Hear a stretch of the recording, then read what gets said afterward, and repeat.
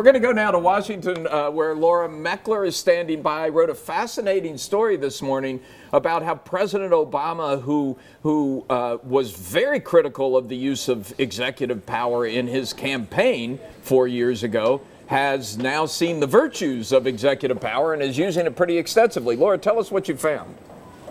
Well, he did roll back a lot of the things that Bush had done that he found objectionable in terms of his use of executive power. But President Obama, as you said, has found his own sort of way of using it. So he's pushed the boundaries on a number of fronts, including on some domestic areas that hadn't been tried before. So, for instance, there's been a standoff with the Senate over recess appointments. When the Senate is in recess, the president is allowed to install his nominee if that nominee has been blocked by the Senate. Well, the Senate was trying to block him from doing that by just essentially staying in session, even when in reality they were in recess. And the president just said, no, I don't believe you. Even though you say you're in session, you're not. And he went ahead and installed 4 appointees. The major example we explore in the story has to do with education policy. The No Child Left Behind law is criticized by many across the board, and Congress was really intent to try to make changes.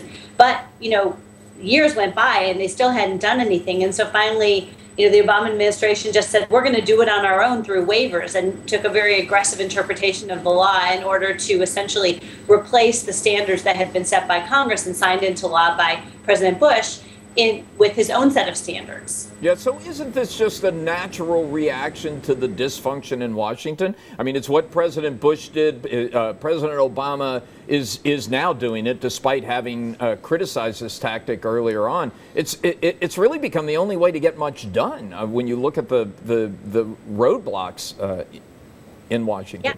Exactly. I mean, that's exactly what the White House would say. I mean, they tried for months and months to try to get this education thing done, repeatedly told members who were working on it, listen, we want Congress to do it, and they couldn't get it done.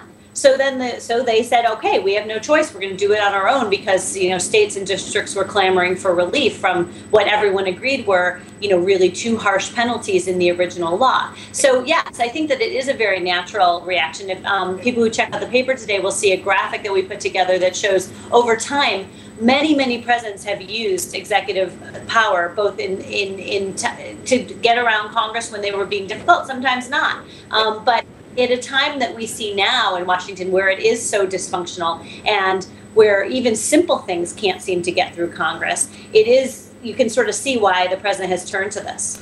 Laura, it's Evan. Isn't the reason why it's a little different in President Obama's case versus the other 4 gentlemen who we see right there is because President Obama was a senator.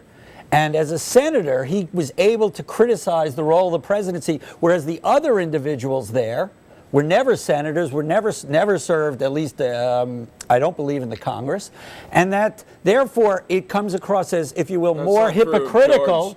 George H.W. Bush was in the Congress. Okay, so. But it comes across as slightly more hypocritical in Obama's case because he was, while he was in Senate, very critical of the power of the presidency.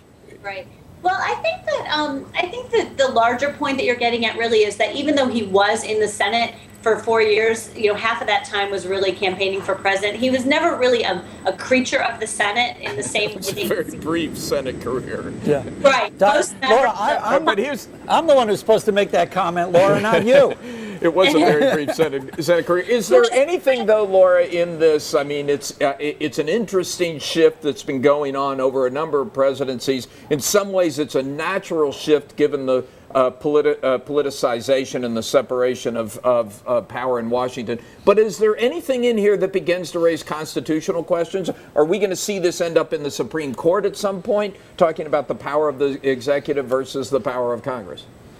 Well, there are longstanding tensions. Many presidents have faced those tensions. It is possible that something will end up in the courts. On the education example, it's not real likely because it's not clear who would want to who would have standing to sue, who would want to sue. I mean, the states, the people who are affected by this, love the waivers. So there's no reason or no natural plaintiff in a suit like that. Now, on the recess appointments, there already has been a lawsuit filed because 3 of the people that he installed in office were to the National Labor Relations Board. And of course, there are some people who don't like his appointees and have already filed suit to try to say that those appointees are essentially illegitimate. So I don't know if it'll end up in the Supreme Court or not, but it does raise a legal question there. So, but I think the important thing to remember is that what is constitutional, as we saw with the healthcare law, is often in the eye of the beholder. I mean, a lot of people have different views on what's constitutional, and a lot of times I'll say your view of whether it's constitutional or not depends on whether you like that particular outcome.